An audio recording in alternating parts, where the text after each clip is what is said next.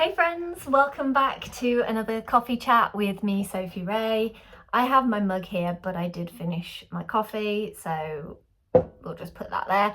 And today I wanted to talk about one of the 7 types of rest, which is creative rest. And why do I want to talk about creative rest? I think it's one of those types of rest that isn't as well known. And I know when I was researching the 7 types of rest for the Embody Your Joy program and for other support resources for my one-to-one clients, because rest is so important and most of us are not doing it. And having seven types is it's so great to break it down, because when we think of rest, it's like, oh, well, I either need to just, what comes to my mind is going to sleep or just lying down or kind of sitting in front of the TV as a way of resting. But actually that can be very overstimulating, and it can kind of lead to eye strain and nothing wrong with sitting and watching a film for rest. I love doing that. But when we look at the 7 types of rest, and we reflect on each of them, it's a really great way of checking in with, okay, what areas are feeling really nourished? Which areas am I feeling really rested in, and which areas am I doing am I feeling nourished in? We'll just stick with that. And which areas are feeling depleted? Which areas am I not resting in, or am I not consciously thinking about? This is all about intention, living with intention, and acknowledging that there is this whole ecosystem of things that we need to that we can do to support ourselves. Not that we need to do, but that we can do. And I think with something like this, it can be a bit like, 7 types of rest. Oh man, I'm struggling just with one. But breaking it down into 7 and the different types can be really not mind-blowing, eye-opening. That's the one. This is not my first recording of a video today. I'm really struggling, so yeah. I think I need some digital rest in my life. Digital rest, is that one of them? Maybe, can't remember. Yeah, my brain is like, So so why creative rest? I think I wanted to talk about this because it has come up in the Embody Your Joy program, and it is one of those ones that we don't tend to think about, and there are 2 sides to it. So creative rest, on one hand, is if you are a creative, if you do a lot of creative activities, maybe your job is creative, maybe, and you're kind of really focusing on getting jobs done, and your creativity comes from working for people, or or deadlines or something like that. So kind of that side of it is having some rest from the deadlines, from the structured kind of creativity of, I've got to get this done. This is the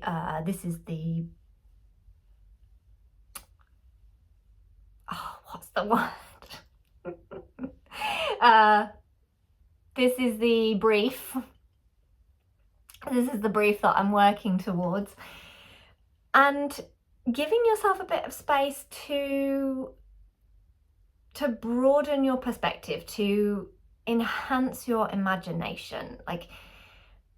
Because I think when we're working to a brief, yes, it can feel really creative and really juicy and lovely. And I'm actually working on an illustration commission at the moment, which is really nourishing me. I feel really nourished from it because I haven't had a commission in a little while. So this has come in at the right time for me, and I'm feeling really nourished for it and ready for it. If I was doing this all the time, I would need a rest from it. So it's nice that it's come in now. I've had a break from a commission and this has come in, so it's like it feels nice and paced out. Or spaced out. Words. So that's kind of one side of it, of actually having a rest from creative work and letting yourself rejuvenate. It's rejuvenating your creativity by taking a break from it and maybe doing something different to what your job is or what you would normally do in your creative pursuits. So it's like trying something different and playing with it, just having a play. That can be so beneficial, and I see that as a creative rest. So there's the side of it that is, and I guess I'm talking from my perspective as an illustrator and an artist, but creative rest and creativity, as we know, can be reading. So maybe it's reading a book that is rejuvenating for your creativity. There's a book called Big Magic. I can't remember the author's name, but Big Magic is wonderful. Florence Given has just brought a book out, Women Living Deliciously, that it's on my radar and I've asked for it for Christmas, and yeah. And art, so reading, art, carefree time outside, just going for a walk and letting your eyes drift, not thinking about what, taking photos or recording anything for work or social media or anything like that. Or there might be little sparks of creativity of like, oh, I'm going to take a picture because that's inspirational and then I can use it later. It's a break from the regular routine. And this can really help to enhance your creative expression.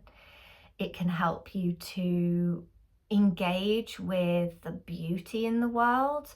So I think we can get very bogged down in what's directly in front of us, with the working, with responsibilities and doing the day to day, that we forget to actually engage with nature, with life, with the absolute gorgeousness that is outside. Like, I went on a walk this morning and it was crisp and frosty and everything was just speckled with white and it was glittery and the sun was low and glowing, and it was like, I didn't do anything with that. I took a picture and shared it on Instagram, but I just basked in the awe of it, of the like, I just had a moment of, okay, yeah, there is more outside of what's going on in my work. There's just more to life than the constant working. And that just gives a little glimpse of maybe where my mind is at the moment. I've been struggling a little bit recently, but so that's kind of the creative rest of doing something that is outside of your regular routine. Reading a book maybe that you've been putting off or like haven't had time for, or doing something different, maybe starting a little creative project that is just for fun. A sewing project, crochet, drawing, just sketching. And then I guess the other type, so I said that there were two, I might have just covered that actually. One is doing something that is outside of your regular routine. that is creative. The other one is, I guess, having a break completely. They're kind of intertwined, actually, now that I've said it. Before, yeah, when I was thinking about it, I was like, there are two definite distinctions, but actually they do kind of overlap a little bit here. It's a way of seeking out new inspiration, and we need this. We need this rest, this type of creative rest from the regular. If you think that you're not creative, maybe you don't have a creative practice or a business, but as I said, it's not just about art or writing or anything like that. There's such a wide scope for it, and we are creative beings. We need creativity to give us that little spark of feeling alive, of feeling connected to something else other than constantly working or the seriousness of life. So I'm going to end it here. I would love you to maybe jot down a couple of ideas, whatever comes to your mind when you think of creative rest and how that could look for you.